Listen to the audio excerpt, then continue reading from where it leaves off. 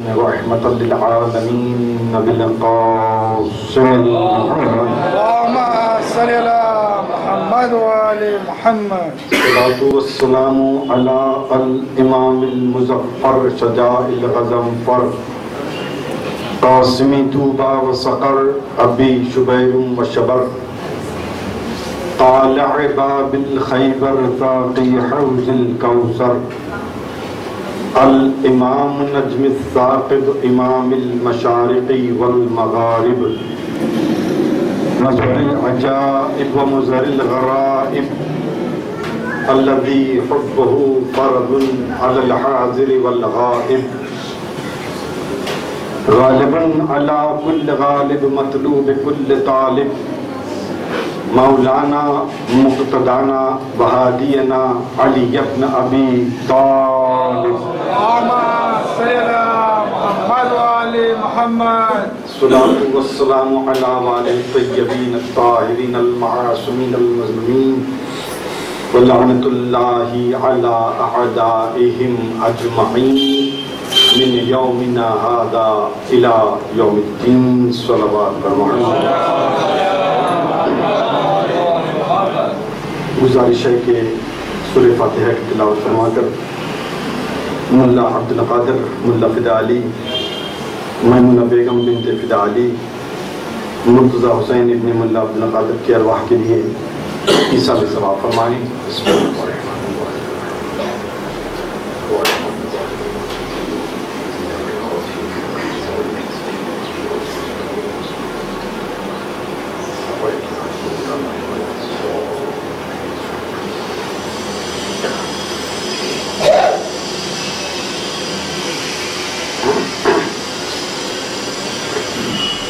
صلوات محمد وعلى محمد. اللهم صل على محمد وآل محمد. مجلس انتخاب بھائی کی طرف سے میں نے کوئی آیت نہیں پڑھی، کوئی حدیث نہیں پڑھی. پڑھ لیتا تو شاید آپ کو اندازہ ہو جاتا کہ مجلس کا موضوع کیا ہونے والا ہے یا کیا ہو سکتا ہے. اور موضوع کا اعلان بھی نہیں کر سکتا. اگر موضوع ایک لفظ کا ہو، ایک جملے کا ہو،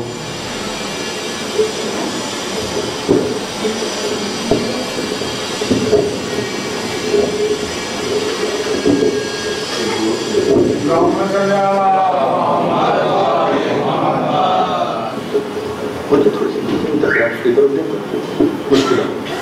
ہاں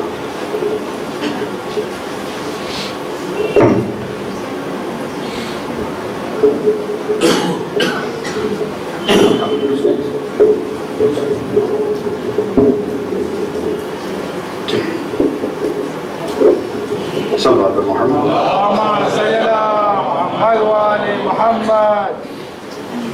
میں کہہ رہا تھا کہ موضوع اگر ایک لفظ کا ہو، ایک جملے کا ہو تو پھر بھی میں اس کا اعلان کر سکتا ہوں.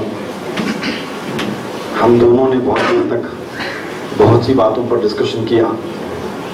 اس کے بعد پتہ چلا کہ یہ مجلس کا موضوع ہے. تو وہ کیا ہے آپ کو سننا پڑے گا. اطمینان سے بیٹھے رہیے. میں یہ بھی جانتا ہوں کہ روحانی غذا تو دیتا رہوں گا. میری تقریر فاصلہ ہے غذائے جسمانی تک پہنچنے کے لیے. تو جب تک میں مجلس ختم نہیں کروں گا کھانا تو ملنے والا ہی نہیں. صلوات پڑھیں پر محمد. اللهم صل على محمد وآل محمد.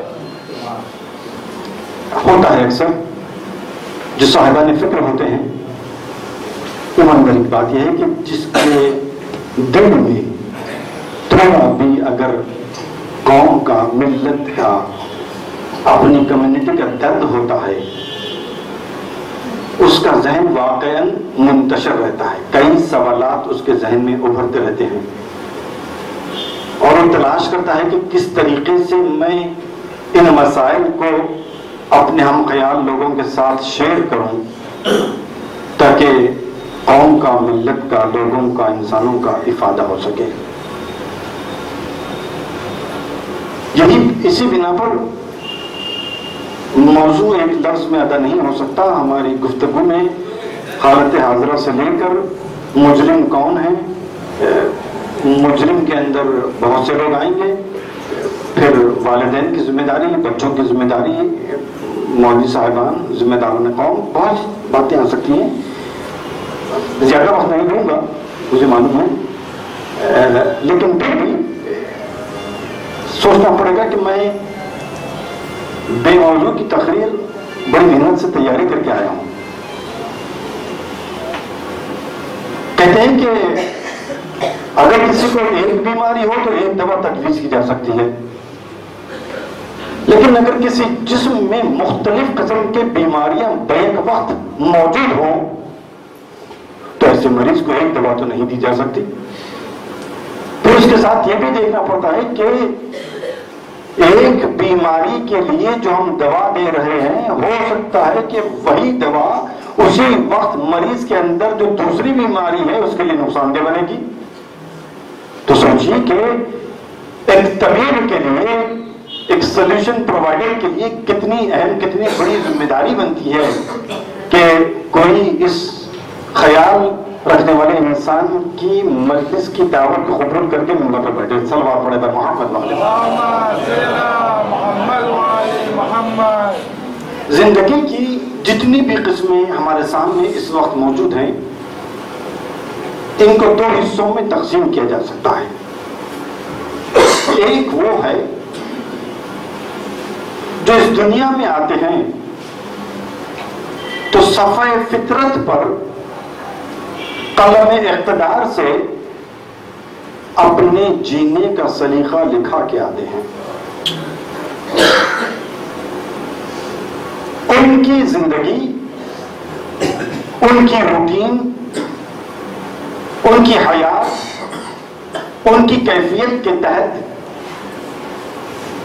ان کو جتنے علم کی ضرورت ہوتی ہے، اللہ اس مخلوق کو اتنا ہی علم دے کر دنیا میں بھیج دیتا ہے۔ حیوانات ہوں، جمادات ہوں، نباتات ہوں، پیدائشی اعتبار سے یہ اتنا ہی علم لے کر آتے ہیں جس سے ان کا ہدف مکمل ہو سکے، زندگی کا ٹارگٹ وہ اچیو کر سکے۔ چنانچہ وہ کون ہے جو شہد کے شہر میں مکھیوں کو خبر دیتا ہے کہ چمن اس طرف آباد ہے اور گل کھلے ہیں؟ نہ جانے وہ کون سا ریموٹ کنٹرول سسٹم ہوتا ہے کہ شہد کی مکھی اسی طرف جاتی ہے جہاں پر پھول کھلے ہوتے ہیں۔ چائنا کے بنے ہوئے پلاسٹک کے پھول ان مکھیوں کو فریب نہیں دے سکتے۔ مصنوعی چیزوں سے انسان دھوکہ کھا جاتا ہے، مگر معمولی سا جانور جو علم اللہ کے پاس سے لے کر آتا ہے، وہ جانور کو کسی مصنوعی چیز سے دھوکہ نہیں دے سکتا۔ اسی طریقے سے جانور وہی غذا استعمال کرتا ہے جو اس کی زندگی کے لیے مفید ہوتا ہے اور جو اس کی فطرت کے مطابق ہو۔ اب انسان طاقتور ہے، ہو سکتا ہے کہ وہ اپنی طاقت کے بنا پر کسی جانور کو ایسی غذا دے جو اس کی فطرت کے خلاف ہو، زبردستی کر کے دے سکتے ہیں۔ آپ دیں گے تو فٹ اینڈ ماؤتھ ڈیزیز جیسی چیز کی پریشانی سے آپ کو گزرنا پڑے گا۔ لندن کی گائیں پاگل ہو گئی تھی، اس بنا پر اس جانور کا گوشت اور دودھ جو بھی استعمال کرتا وہ بیمار پڑ رہا تھا۔ کئی مہینوں تک، بلکہ سال دو سال تک تمام دنیا نے یورپین گایوں کے گوشت اور اس کے پروڈکٹ کا استعمال بند کر دیا تھا۔ تحقیق ہوئی تو پتہ چلا کہ گائے کے دودھ میں اضافہ کرنے کی غرض سے تحقیق کر کے انہوں نے ایک ایسی غذا جانوروں کے فضلے اور چھچڑوں سے بنا کر تیار کی تھی کہ جس کی بنا پر لندن کی گائے دودھ تو زیادہ دینے لگی مگر ایک ایسی بیماری میں ملوث ہو گئی کہ اس کا پیر اس کا منہ بیماری سے لاحق ہو گیا. نہ صرف وہ بیمار ہوئی بلکہ اس جانور کا جب کوئی گوشت یا دودھ استعمال کرتا تو وہ بھی اسی بیماری میں ملوث ہونے لگا. تو معلوم ہوا زندگی کے دو طریقے ہیں. ایک جو آتے ہیں تو اپنی طریقہ حیات وہاں سے لے کھا کر آتے ہیں اور دوسرے انسان جو پیدا ہوتا ہے تو فطرت کے نقوش تو قدرت کی طرف سے بنائی جاتی ہیں مگر اس پر تحریر نہیں ہوتی. انسان عمل کر کے فطرت کے نقوش کے مطابق ان سادی لائنوں پر حروف بناتا جاتا ہے. جانور جو آیا اس کو بتا دیا گیا کہ تمہارا کام تمہارا ٹارگٹ بس یہی ہے, یا تو انسان کی سواری کے کام آؤ یا انسان کی غذا کے کام آؤ یا انسان کی دوا کے کام آؤ, اس سے بڑھ کر تمہارا مقصد نہیں ہے. شہد کی مکھی کو شہد پیدا کرنے کے چکر میں جنت ملنے والے نہیں ہیں. گائے نے جو نسلوں سے قربانی دے کر انسانی زندگی کے کام آئی ہے اس کا صلہ اس کو ملنے والا نہیں ہے. جو مچھلیاں کھا کر ہم نے ہضم کی ہیں ان مچھلیوں کو حوض کوثر میں تیرنے کا موقع ملنے والا نہیں ہے, اس لیے کہ ان کا ایک چھوٹا سا ہدف تھا کہ ایک ٹارگٹ ہے, تم کو بنایا گیا ہے اس کام کے لیے, جاؤ اس کام کو پورا کرو, بس یہیں پر دنیا تمہاری ختم ہو گئی. نہ تم سے حساب ہے نہ تم سے کتاب ہے. لیکن اس کے مقابلے میں جب انسان کا بچہ پیدا ہوا تو اتنا کمزور لاغر اتنا ویک کہ ماں اگر سنبھالے نہیں تو عدم طہارت کا عادی ہو جائے, ماں اگر محنت نہ کرے تو اپنے آپ کو غلاظت میں ملوث کر لے, ماں اگر سر پر ہاتھ نہ رکھے تو اس کی گردن نہ ٹھہرے. انسان کا بچہ کہنے کو اشرف المخلوقات مگر عجیب بات یہ ہے کہ نہ وہ ہم نے جانوروں کو دیکھا کہ ہرن کا بچہ پیدا ہوتے ہی دوڑنے لگتا ہے, مچھلی کا بچہ انڈے سے نکلا تیرنے لگتا ہے. انسان کا بچہ کہنے کو اشرف المخلوقات رہا لیکن نہ یہ کچھ بول سکتا ہے نہ کچھ سن سکتا ہے نہ برابر دیکھ سکتا ہے, بلکہ اتنا کمزور اور لاغر بنایا گیا ہے کہ اس میں اتنی طاقت بھی نہیں ہے کہ اس کے جسم پر اگر مکھی بیٹھ جائے تو وہ ہکال سکے.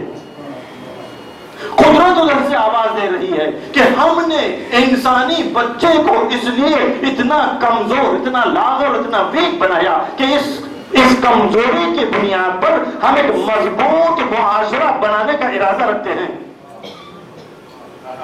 اگر یہ بچہ ہرن کے بچے کی طرح پیدا ہوتے ہی دوڑنے لگتا, اگر یہ بچہ مچھلی کے بچے کی طرح انڈے سے نکل کر تیرنے لگتا تو نہ جانے انسان کا بچہ پیدا ہونے کے بعد کہیں اور جاتا, ماں کہیں اور جاتی, باپ کہیں اور راستے پر ہوتا, انسانی معاشرہ انسانی سوسائٹی انسانی سویلائزیشن کی بنیاد ہی نہ پڑتی. بچہ اتنا کمزور تھا کہ اب میں ماں کی ممتا کہوں یا ماں کی مجبوری کہوں کہ بچہ جب وجود میں آیا ماں نے اعلان کیا کہ کوئی تیری کمزوری کو دیکھ کر تڑپے یا نہ تڑپے مگر میں اس وقت تجھے چھوڑ کر کہیں نہیں جاؤں گی. روز اول اللہ نے بچے کو ماں پر اس طریقے سے ڈیپینڈ کر دیا کہ اب ماں بچے کو چھوڑ کر کہیں جانے والی نہیں ہے. شوہر نے دیکھا کہ ماں بچے کے ساتھ جو کر رہ گئی, اس نے کہا گھبراؤ نہیں, تم ہمارے بچے کے دودھ کا انتظام کرو, تمہارے رزق کا انتظام ہم کریں گے. یہ بنی سماج سوسائٹی سویلائزیشن کی بنیاد کہ بیٹا ماں کے اوپر ڈیپینڈ ہوا, بیوی شوہر پر ڈیپینڈ ہوئی, انسانی معاشرے کی بنیاد آگے بڑھنے لگی. لیکن اللہ نے اس پیدا ہونے والے بچے کو اتنا ہی علم دیا جتنا اس کو ضرورت ہے. پیدا ہونے والا بچہ رات کی تاریکی میں رزق کی تلاش میں پھر بھی اپنے منہ کو وہیں پر لے جاتا ہے جہاں حیات چھپی ہوتی ہے. اگر رات بھر بچہ ماں کے پیر کے انگوٹھے کو چوستا رہے صبح مردہ پایا جائے گا. قدرت نے اسے اتنا علم دیا کہ تمہاری حیات باقی رہے، بس اس سے بڑھ کر نہیں. اس کے ساتھ ساتھ ایک صفت پیدا ہوئی انسان میں، جو صفت نہ کسی جانور میں نظر آئی نہ کسی اور مخلوق میں نظر آئی. وہ صفت ہے صفت تجسس، استفسار. شاید تھوڑا میں نے مشکل لفظ استعمال کر لیا، اس کو آسان بنانے کی کوشش کروں گا. یہ جاننے کی کوشش، کیوں، کب، کیسا، کہاں، کس کا، کتنا، یہ سوال فقط انسان کرتا ہے. آپ نے کبھی نہیں سنا ہوگا کہ بکری کا بچہ اپنی ماں سے سوال کرتا ہے. ہرن کا بچہ پیدا ہو گیا مگر ہرن کے بچے سوال نہیں کرتا. آپ نے نہیں دیکھا کہ بکری جب بھوکی ہوتی ہے ملازم اس کے سامنے گھاس لا کر ڈال دیتا ہے، مگر بکری نے کبھی نہیں پوچھا یہ گھاس کس امام بارگاہ سے، کس مسجد سے، کس مدرسے کے صحن سے لائے ہو. اسے غذا سے مطلب ہے، کسی اور چیز سے نہیں. مگر وہ خواہش ہے مگر پیمانہ عقل نہیں ہے. پیاس محسوس ہوئی، بہتی ہوئی نالی میں اس نے منہ لگا دیا. اس نے نہیں پوچھا کہ نجس کیا ہے، پاک کیا ہے. لیکن انسان جسے اشرف المخلوقات بنا کر پیدا کیا، اس سوالوں کے انبار اپنے پاس لے کر آیا ہے، اپنے ساتھ لے کر آیا ہے. کب، کہاں، کیسا، کس کا، کتنا، کیوں، یہ فقط انسان پوچھتا ہے، انسان کے علاوہ کوئی نہیں پوچھتا. تو من وہ جو شخص، جو نسلیں، جو قوم سوال پر سوال کرتی ہے، سوالوں کا کرنا زندگی کی دلیل ہے. چھٹے امام جعفر صادق ارشاد فرماتے ہیں، سوال کرنے والے کو جاہل مت کہو. سوال کرنا کا مطلب ہی یہ ہے کہ اس میں ذوق تجسس ہے، وہ جاننا چاہتا ہے. جاہل تو وہ ہے جو سمجھتا ہے کہ میں سب کچھ جانتا ہوں مگر کمبخت کچھ نہیں جانتا. تو جو قوم سوال کرتی ہے وہ زندگی کی دلیل بنتی ہے.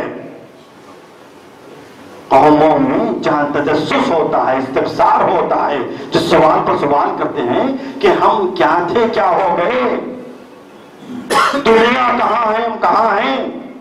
بھائی کہیں نہ کہیں تو سوال ہونا چاہیے کہ دنیا کو سامنے رکھ کر انسان سوال کرتا ہے کہ آخر ہماری تنزلی کے اسباب کیا ہیں. دنیا کہاں سے کہاں چلے گئی، ہم کہاں سے کہاں چلے گئے. دنیا پڑھ رہی ہے، ہم جاہل کیوں ہیں. دنیا کر رہی ہے، ہم ناکارہ کیوں ہیں. دنیا کھا رہی ہے، ہم بھوکے کیوں ہیں. دنیا اپنے قصر زرین سے مطمئن نہیں ہے، ہم اپنی 200 برس پرانی حویلیوں سے مطمئن کیوں ہیں. اتنی ساری مجلسیں ہوتی ہیں، کسی ایک مجلس میں یہ موضوع تو ہونا چاہیے کہ آخر وہ کون سی شے ہے جو ہمیں برباد کر رہی ہے، آخر وہ کون سی چیز ہے جو ہم کو تنزلی کی طرف لے جا رہی ہے. عزیزان گرامی، اگر یہ سوال نہیں ابھرتے ہیں تو نہیں ابھرنے چاہیے، اس لیے کہ زندگی وہیں پر ہوتی ہے جہاں ہیومیڈیٹی ہوتی ہے.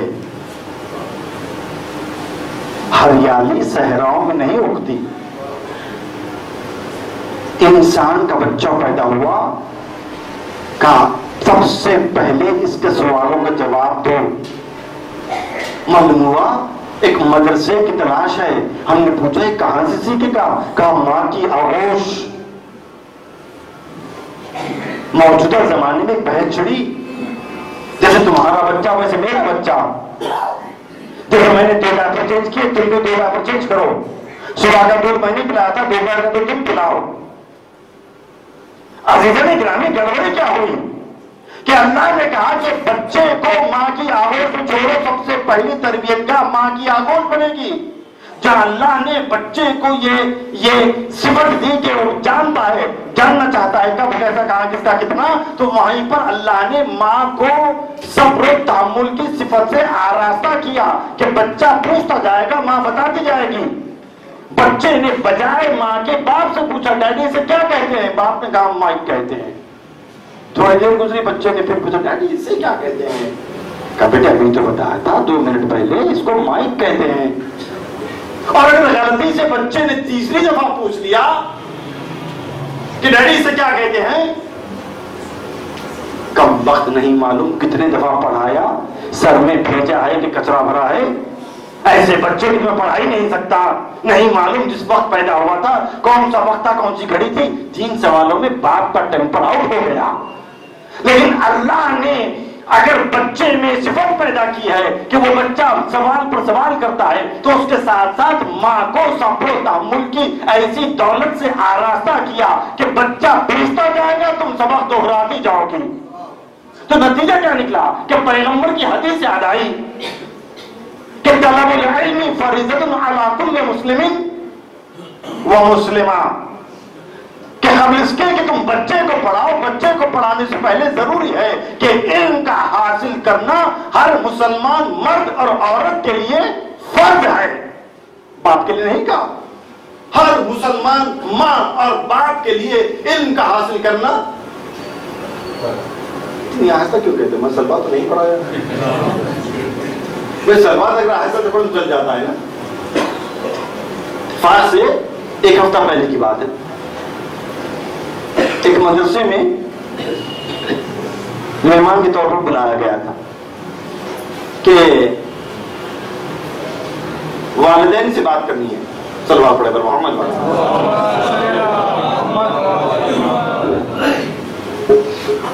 والدین سے بات کرنی ہے۔ اب مجھے نہیں معلوم کہ عام طور پر ٹیچروں سے بات کی جاتی ہے، بچوں سے بات کی جاتی ہے، وہاں محفل آراستہ ہوئی تھی والدین سے بات کرنی ہے تاکہ ان کو ان کی ذمہ داری کا احساس بتائیں۔ والدین نہیں تھے وہاں پر کیونکہ ورکنگ ڈے تھا، ورکنگ آور تھا، لیکن مجھے نہیں معلوم والدہ کا مطلب کیا ہوتا ہے، مائیں تھی اور کثیر تعداد میں تھے۔ مجھے بڑی خوشی ہوئی کہ کم از کم اتنی ماؤں نے اپنی اولاد کو اپنی ذمہ داری سمجھ کر وہ آئے تھے۔ ایک نظر میں مجھے ایسے محسوس ہوا کہ سب کے سب باحجاب تھے، تو میں نے گیس کیا کہ سب کے سب مسلمان ہیں۔ وہاں میں نے یہی حدیث پڑھی کہ طلب العلم فریضۃ علی کل مسلم، رک گیا، آخر کا لفظ میں نے نہیں پڑھا، مجمع سے آواز آئی مسلمہ۔ مجھے بڑی خوشی ہوئی، میرا موضوع آسان بن گیا کہ جب وہ لوگ پیغمبر کی اس حدیث کو عربی میں جانتے ہیں تو اس کا مطلب یہ ہے کہ وہ اردو ترجمے سے بھی واقف ہوں گے۔ میں نے ترجمہ کیا، آدھے پہ رکا، پھر میں نے کہا علم کا حاصل کرنا فرض ہے مسلمان مرد اور مجمع سے آواز آئی عورتوں پر۔ بڑی خوشی ہوئی، کیا علم کا حاصل کرنا فرض؟ چاروں طرف سے میں نے سوال کیا، چاروں طرف سے آواز آئی کہ علم کا حاصل کرنا فرض ہے، لیکن اس کے علاوہ اسلام میں کوئی اور چیز فرض ہے؟ ہم لوگوں کے پاس شیعہ شریف نماز کا پڑھنا واجب کہا جاتا ہے اصطلاحاً، حالانکہ فرض کے معنی وہی ہوتے ہیں جو واجب کے ہوتے ہیں، لیکن اصطلاح جو استعمال ہوتی ہے عام طور پر وہ لفظ واجب ہے، برادران اہل سنت میں لفظ فرض آتا ہے۔ تو میں نے پوچھا اس کے علاوہ کوئی اور چیز ہے جو اسلام میں فرض ہے؟ کہا جی ہاں۔ کہا کیا ہے؟ میں کچھ نہیں کہہ رہا، مجمع سے آواز آ رہی ہے کہ نماز کا پڑھنا فرض ہے، اس کے علاوہ کا روزہ فرض ہے، اس کے علاوہ کا حج فرض ہے، اس کے علاوہ کا زکوٰۃ فرض ہے۔ میں نے کہا اگر میں نماز نہیں پڑھتا ہوں تو کیا ہوا؟ کہ گناہگار ہو گئے۔ اگر نماز کا انکار کر دوں کہ کافر ہو گئے۔ اگر روزہ میں نہیں رکھتا ہوں تو کیا ہوا؟ کہ گناہگار ہو گئے۔ کیوں؟ اس لیے کہ فرض تھا، اور اگر میں نے انکار کر دیا کہ وہ کافر ہو گئے۔ کہ میں حج فرض ہے، اگر میں نے اس کو نہیں کیا کیا ہو گیا؟ کہ گناہگار ہو گئے۔ اگر میں نے انکار کر دیا کافر ہو گئے، زکات فرض ہے میں نے نہیں کیا گناہگار ہو گئے، اگر انکار کر دیا کافر ہو گئے۔ 500 لفظ میں نے استعمال کیا، علم کا حاصل کرنا فرض ہے، نہ حاصل کرو تو مجمع سے آواز آئی گناہگار ہو گئے۔ میں نے کہا اگر آپ نے انکار کر دیا کہ یہ تو بچے کی ذمہ داری ہے، ٹیچروں کی ذمہ داری ہے یا باپ کی ذمہ داری ہے اور آپ نہ کریں تو کیا ہو گئے؟ مجمع سے آواز آئی کافر ہو گئے۔ عزیزان گرامی، اسی لیے کہا گیا کہ ماں کو علم دو، اس لیے کہ اگر جس آغوش میں بچہ پڑھ کر بڑا ہونے والا ہے، اگر ہم نے اس کو ہی علم نہیں دیا تو انفیکشن کے ذریعے فقط اس کا بچہ جاہل نہیں رہے گا بلکہ پوری نسل جاہل رہ جائے گی۔ اس لیے کہ ایک ماں کی گود سے فقط ایک بچہ نہیں نکل رہا ہے، ایک ماں کی گود سے پوری ایک نسل نکل رہی ہے۔ اور ضروری ہے کہ ماں کو علم دیں، اس لیے کہ اگرچہ کہ باپ ماں کے مقابلے میں صبر کا تحمل کم رکھتا ہے، شارٹ ٹیمپرڈ ہوتا ہے بمقابلے ماں، لیکن اس کے باوجود ماں کو علم دینا اس لیے بھی ضروری ہے کہ کبھی آپ نے نہیں سنا ہوگا کہ باپ کہتا ہو کہ بیٹا آج 14ویں رات کا چاند ہے، باہر نہیں نکلنا، نکلو گے تو پریوں کا سایہ پڑ جائے گا۔ کبھی آپ نے نہیں سنا ہوگا کہ کالی بلی آ گئی، راستہ روک دو، کوا پکار رہا ہے، باہر نہیں نکلنا۔ اس سال نواب کی مجلس ہفتے کو نہیں ہو سکتی، اتوار کو ہو سکتی ہے، چہلم کی مجلس پیر کو نہیں ہو سکتی، منگل کو ہو سکتی ہے، فلاں مجلس صبح کو ہوگی مگر شام کو نہیں ہو سکتی۔ یہ معاشرہ بنتا ہے علم کی کمی کی وجہ سے، لہذا ضروری ہے کہ علم ماں کو بھی عطا کیا جائے، باپ کو بھی عطا کیا جائے، ماں بھی حاصل کرے، باپ بھی حاصل کرے، تاکہ فقط ان کا بچہ باعث ہو کر نہ نکلے بلکہ پوری نسل، پورا معاشرہ، پورا سماج، پورا سویلائزیشن، پوری سوسائٹی باعث ہو کر نکلے۔ چلو اگر محمد والے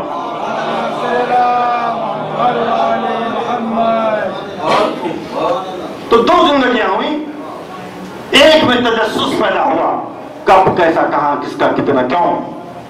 اگر یہ صلاحیت انسان میں نہ ہو تو انسان اور جانور میں پھر کوئی فرق نہیں رہے گا، انسان اور حیوان میں کوئی فرق نہیں رہے گا۔ عزیزان گرامی، اللہ کا شکر ہے کہ ہم اس در سے وابستہ ہیں جہاں پر خیرات کے طور پر سلونی دے دیا گیا، جہاں خیرات کے طور پر سلونی دے دیا گیا۔ معاشرہ آپ سے نہیں کہتا کہ تم نے چونکہ علم حاصل کر لیا لہذا جگہ پر ہوگا، نہیں۔ دیکھو دنیا کیا کر رہی ہے، انسان میں ذوق تجسس پیدا ہوا، اس نے تلاش کرنا شروع کیا، دنیا میں اونچی چیز پہنچی ہے، اس تجسس نے انسان کو ہمالیہ تک پہنچایا۔ ہندوستان کی طرف آنے کے راستے کی تلاش کی خواہش تھی، واسکو دا گاما ہندوستان تک پہنچے۔ سمندروں میں گہرائیوں میں ڈوبنے کی خواہش تھی تو انسان سمندر کی تہہ تک پہنچ کر پتہ لگا لیا کہ اس گہرائی کے اندر کیا ہو رہا ہے، کہ کچھ نہیں، ایک ذوق تجسس ہے، استحصال ہے، انسانی دلوں کی خواہش ہے کہ ہر چیز کے بارے میں معلوم کرو، کب، کیسا، کیوں، کس کا، کتنا، کہاں، کیسے ہوا۔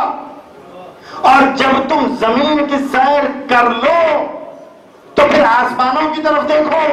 کیوں اسلام یہ حکم دے رہا ہے کہ اپنے اپنے علاقوں سے، محلوں سے باہر نکلو تاکہ تم دنیا کو دیکھ سکو، دنیا کیا کر رہی ہے، تم کیا کر رہے ہو، ورنہ تمہارے وطن کی آب و ہوا ہو سکتا ہے کہ انسان کو کمزور اور سستی اور کاہل بنا دے۔ تم بھی بھوکے، ہم بھی بھوکے، تم بھی یہیں رہو، ہم بھی یہیں رہتے۔ کہ نہیں، جب زمین کی سیر کر لو، افینظرون الی السماء، آسمان کی طرف دیکھو کہ دنیا کہاں سے کہاں تک ترقی کر چکی، لہذا اس ترقی کے مقابلے میں تم بھی اپنی ترقی کے منصوبے بنا سکتے ہو۔ اللہ کا شکر ہے کہ اس در سے وابستہ ہو گئے جہاں سے آواز آ رہی ہے سلونی۔ اکثر جب میں یہ حدیث سنتا ہوں یا پڑھتا ہوں تو ذہن میں خیال آتا ہے، یہ جو مولائے کائنات کا جملہ بار بار سنایا جاتا ہے کہ علی نے کہا پوچھو مجھ سے، کیا پوچھو؟ غسل کے طریقے، نجاست طہارت کے مسائل، روزے کے مسائل،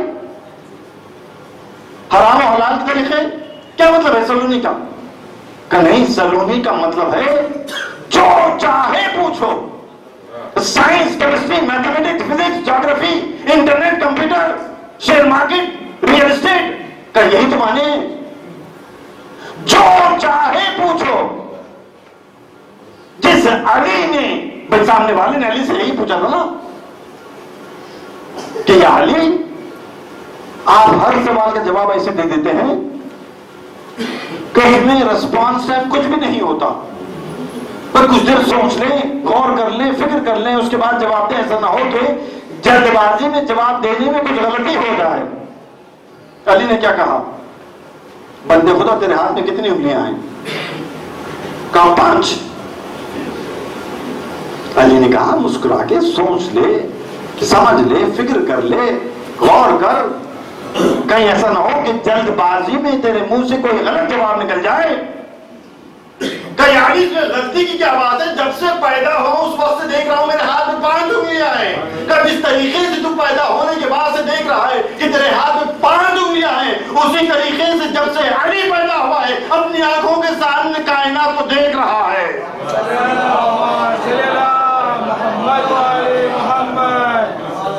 اور صرف علی نے نہیں کہا، بھائی گلبر نے بھی اپنے زمانے میں تحقیق نہج البلاغہ پڑھا، علی کی تاریخ پڑھی، علی کی زندگی کو پڑھا، اس کے بعد پڑھ کر اس نے 60 سوالوں کو تیار کر کے اپنے زمانے کے جو مشہور ترین افراد تھے، فلسفے کے اعتبار سے، علم کے اعتبار سے، تاریخ کے اعتبار سے، ان کے پاس بھیجے کہ تم اسکالر ہو، تم مولوی ہو، تم اس زمانے کے قابل ترین انسان ہو، میرے پاس 60 سوال ہیں، ان کے جواب مجھے چاہیے۔ اس کے سوال تھے آسمان کیسے وجود میں آیا، کائنات کیسے بنی، پانی کی حقیقت کیا ہے، آگ کیسے بنتی ہے، انسان کیا ہے، اس کا روح، اس کی روح کیا ہے، اس کا نفس کیا ہے۔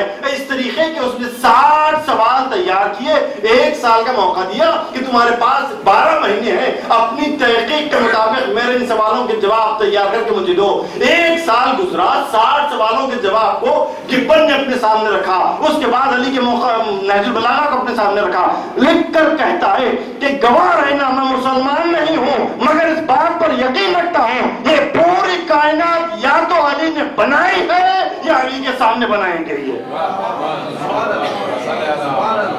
صلوات پڑھیں بھائی محمد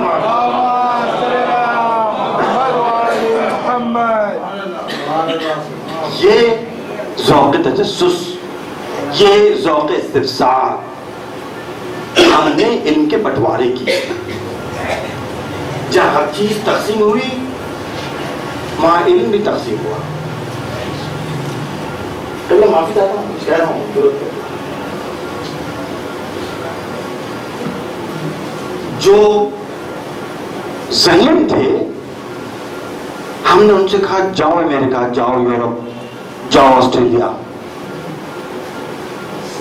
اور جن کے پاس ریسورسز نہیں تھے یا کم تھے ان سے کہا تم جاؤ، تم بنو مولوی۔ جو یورپ اور امریکہ اور آسٹریلیا گئے ان کے حصے میں آیا میکڈونلڈ کا ڈبل برگر، بھنا ہوا چکن، تلا ہوا گوشت، اور جو علم دین حاصل کرنے گئے ان کے حصے میں آئی ارہر کی دال۔ جو آسٹریلیا، یورپ اور امریکہ گئے انہوں نے پہنا لیوائی کا جینس، پولو شرٹ، نوکیا کا جوتا، اور جو آخرت کے لیے ہمارے واسطے ذمہ دار بنے تھے ان کے حصے میں آئے مرحومین کے اترے ہوئے ایصال ثواب کے نام پر کپڑے۔ حد یہاں تک پہنچی کہ گھر میں اگر قرآن پڑھانے کے لیے کوئی آتا ہے تو اس کے حصے میں آئے 100 روپے، جو ہمارے گھر کی غلاظت صاف کر کے جاتا ہے یا جاتی ہے اس کے حصے میں آئے 200 روپے۔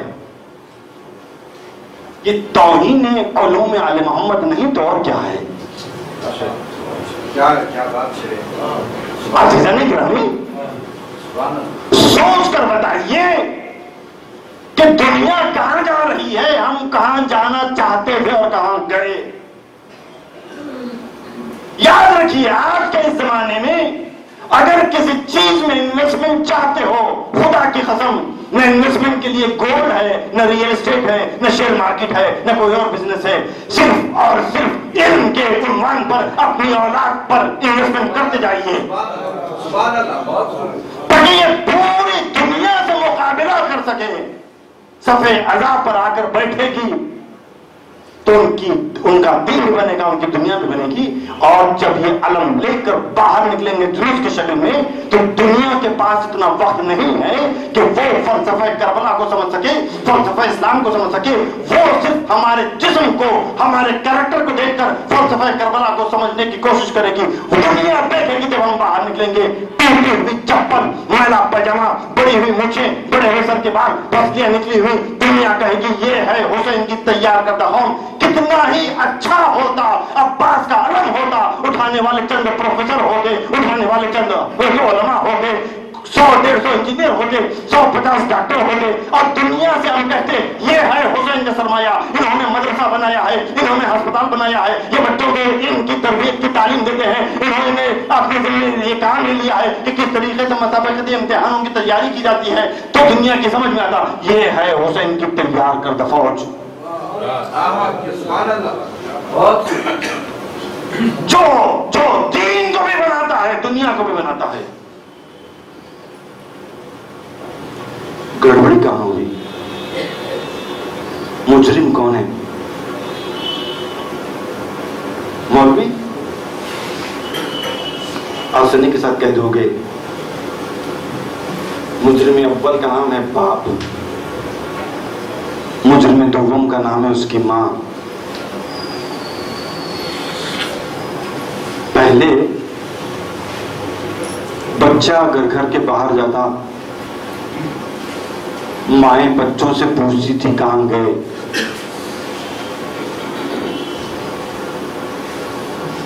पुराना मानिए जमाना इतना पलट गया कि माँ घर में आती है तो बच्चा पूछता है कहां गए थे।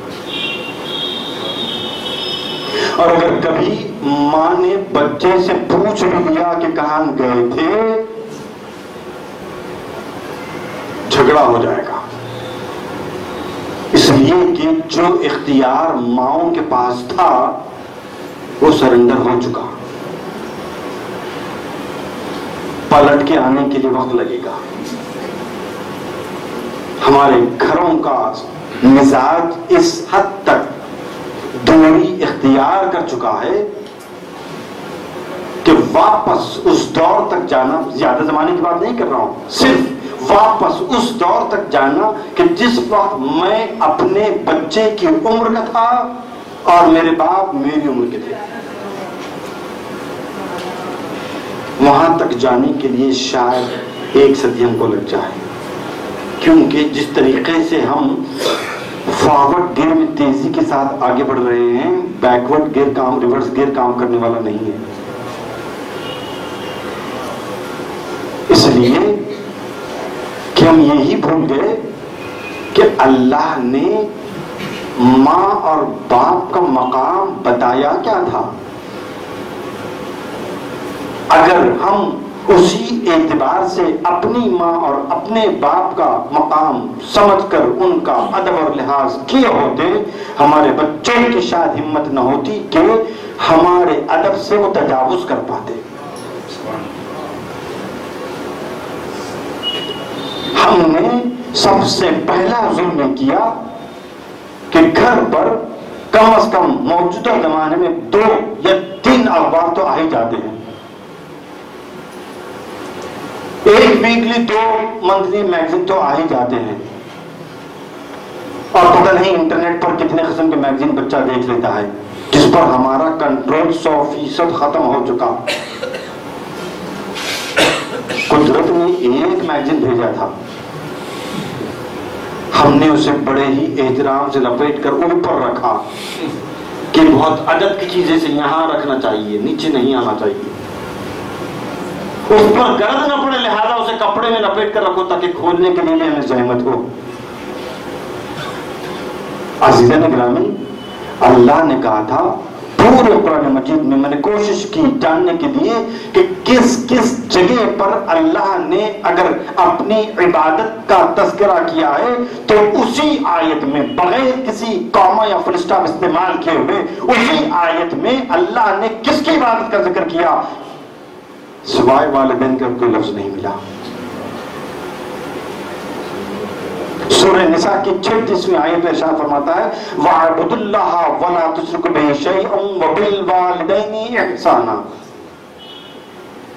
اللہ کی عبادت کرو، کسی کو شریک نہ کرو، ماں باپ کے ساتھ حسن سلوک سے پیش آؤ۔ پالنے والے یہ ماں باپ کو اپنے ساتھ کیوں جوڑ لیا؟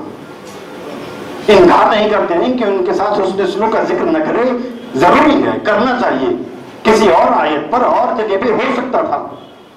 اس نے سورہ بقرہ میں دوسری آیت دہرا دی 86ویں آیت میں لا تعبدون الا اللہ وبالوالدین احسانا، ہرگز کسی کی عبادت مت کرو سوائے اللہ کے، اور اپنے ماں باپ کے ساتھ اس کے سلوک سے پیش آؤ۔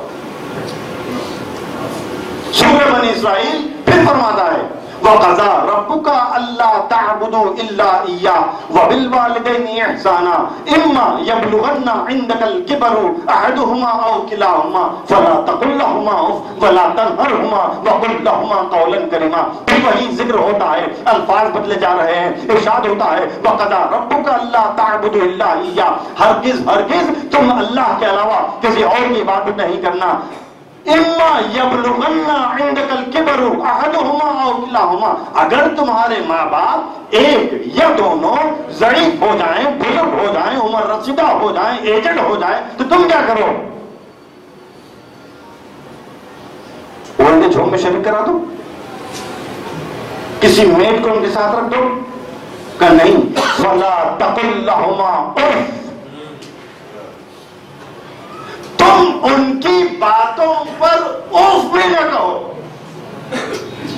یہ لفظ اوف عربی میں استعمال ہوتا ہے، اردو میں استعمال ہوتا ہے، بلکہ تقریباً ہر زبان میں، کیونکہ یہ کوئی لفظ نہیں ہے، بے ساختہ طور پر انسان کو جب تکلیف ہوتی ہے تو اس کے منہ سے لفظ اوف نکل جاتا ہے، اور قرآن کہہ رہا ہے فلا تقل لہما اوف، ہرگز تم ان کی باتوں پر اوف بھی نہ کہو۔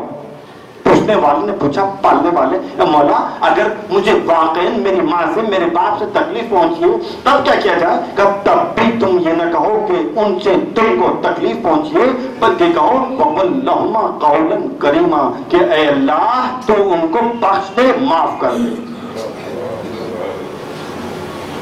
سورہ لقمان میں ارشاد فرماتا ہے وَوَصَّيْنَا الْإِنسَانَ بِوَالِدَيْهِ حَمَلَتْهُ أُمُّهُ وَهْنًا عَلَى وَهْنٍ وَفِصَالُهُ فِي عَامَيْنِ أَنِ اشْكُرْ لِي وَلِوَالِدَيْكَ إِلَيَّ الْمَصِيرُ، ہم انسان کو جسے اس کی ماں نے رنج کے حالت میں پیٹ میں رکھا اور جنم دیا تاکید کرتے ہیں وہ ہمارا شکریہ ادا کرے، ہمارے ماں باپ کا شکریہ بھی ہے، اپنے ماں باپ کا شکریہ بھی ادا کرے۔ اب میں اپنا شکریہ اس لیے کہ وہ خالق ہے، پیدا کرنے والا ہے، اپنے شکریہ کے ساتھ ماں باپ کا شکریہ اس لیے جوڑ لیا کہ ماں باپ وسیلہ ہے اس کے دنیا میں آنے کے لیے۔ اسی سورہ میں بھی فرماتا ہے وَصَاحِبْهُمَا فِي الدُّنْيَا مَعْرُوفًا، دنیا کے کاموں میں ان کی مدد کرو۔ سورہ ابراہیم ربنا اغفر لی ولیوالدی وللمؤمنین یوم یقوم الحساب، پالنے والا قیامت کا دن ہوگا، کسے بخش دے؟ مجھے، میرے بچوں کو، میری بیوی کو، میرے دوستوں کو، میرے بھائیوں کو، میری بہنوں کو، میرے پڑوسیوں کا نہیں۔ ربنا اغفر لی ولیوالدی، مجھے بخش، میرے ماں باپ کو بخش۔ ہم کہتے ہیں کہ ماں باپ کے دل میں اولاد سے بڑھ کر کوئی محبت نہیں ہوتی، شاید قدرت سمجھتی ہے اس محبت کے بنا پر تو ہو سکتا ہے کہ اولاد کی بخشش کی دعا کر لے۔ اصول میں بنا رہا ہوں کہ جہاں تمہاری بخشش کی دعا ہوگی وہاں اپنے ماں باپ کی بخشش کی دعا ہوگی۔ عزیزان اکرام، وقت میرا قریب ختم ہوتا جا رہا ہے، میرا نہیں تقریر کا۔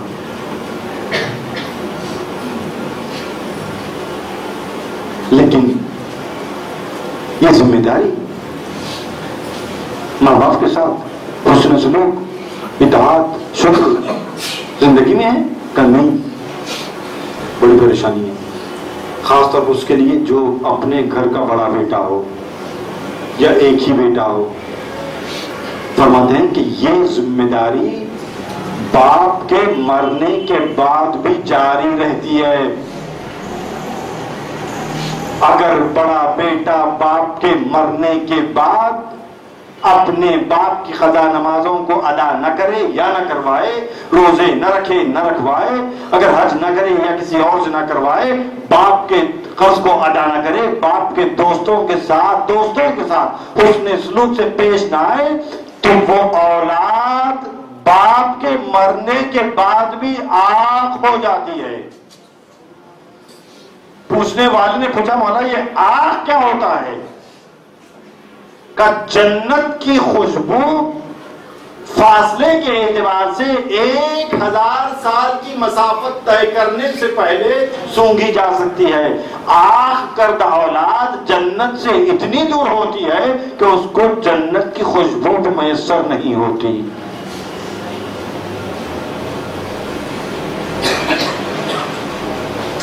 کہانی شروع کی بابا سید الشہداء امام حسین علیہ السلام سے ایک شخص آ کر پوچھتا ہے کہ مولا میں بڑا گنہگار ہوں، آج اپنے گناہوں پر پچھتاوا ہے، توبہ کروں تو کیا میرے گناہ معاف ہو سکتے ہیں؟ امام نے پوچھا تیرے ماں باپ زندہ ہیں؟ کہا ماں مر گئی مگر باپ زندہ ہے۔ کہا جاؤ اور زندگی بھر اپنے باپ کی خدمت کرتے رہو۔ جب وہ جانے لگا بڑے ہی افسوس کے ساتھ کہنے لگے کاش اس کی ماں زندہ ہوتی تو اس کے گناہ کتنے جلد بخش دیے جاتے۔ ایسا ہی واقعہ پیغمبر اسلام کے ساتھ پیش ہوا۔ ایک شخص آ کر کہتا ہے اللہ کے رسول بڑا گنہگار ہوں، توبہ کرنا چاہتا ہوں، کیا میری توبہ قبول ہوگی؟ پیغمبر نے ہی پوچھا ماں باپ زندہ ہیں؟ کہ نہیں انتقال ہو گیا، مر گئے۔ کہ جا ان کی قبر کو وسیلہ بنا کر دعا کر لے۔ کہ اللہ کے رسول مجھے نہیں معلوم کہ ماں کی قبر کہاں ہے، باپ کی قبر کہاں ہے۔ کہ زمین پر تو نشان کھینچ کر نیت کر لے یہی تیرے ماں کی قبر ہے، یہی تیرے باپ کی قبر ہے، اور ان کو وسیلہ بنا کر دعا کر لے، تیرے گناہ ختم ہو جائیں گے۔ اولاد کے لیے نعمت عظما ہے ماں باپ کو وجود۔ ہاں اس کے لیے ماں اور باپ دونوں کی ذمہ داری ہے کہ وہ کس طریقے سے اپنی اولاد کی پرورش کریں۔ کمپیوٹر کی زبان میں کس طرح استعمال کی جاتی ہے؟ گی گو، گاربیج ان گاربیج آؤٹ۔ جیسا تم ان پٹ دے گے ویسا ہی تم کو آؤٹ پٹ ملے گا۔ پہلے بچے ماؤں کا دودھ پیتے تھے، نسلوں کی صفتیں بچے میں آتی تھی، اب ڈبے کا دودھ پلایا جاتا ہے، کس کی صفت آئے گی؟ اسی لیے میں نے کہا نا کہ مجرم کون ہے؟ مجرم کون ہے؟ ایک شخص چلے امام سے آ کر کہتے ہیں کہ مولا میں اس راستے پر جا رہا تھا، اس راستے پر، اور آدھا راستہ طے کرنے کے بعد پتہ چلا کہ میں غلط راستے پر ہوں، لوٹ کر واپس آیا۔ امام نے کہا جا کر اپنی ماں کا شکر ادا کر، اگر تیری ماں آدھے راستے سے نہ لوٹائی ہوتی تو تو بھی اپنے آدھے راستے سے نہ لوٹایا ہوتا۔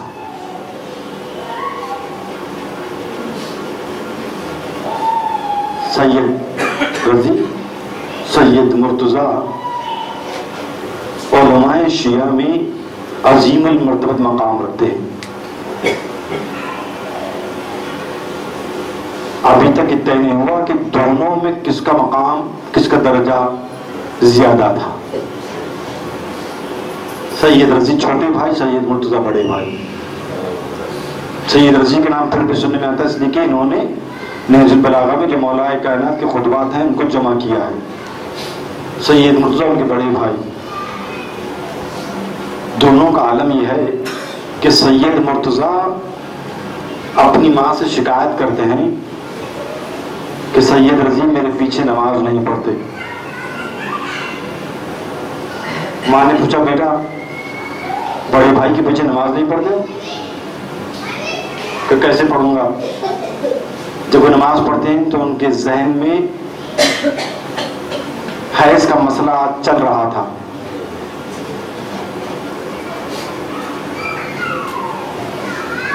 کیا جواب ہے اس کا؟ سید مرتضیٰ نے جواب دیا کہ کم از کم میرے ذہن میں شریعت کا مسئلہ چل رہا تھا، مگر اتنا تو معلوم ہوا کہ تمہارے ذہن میں میرے ذہن کا مسئلہ چل رہا تھا۔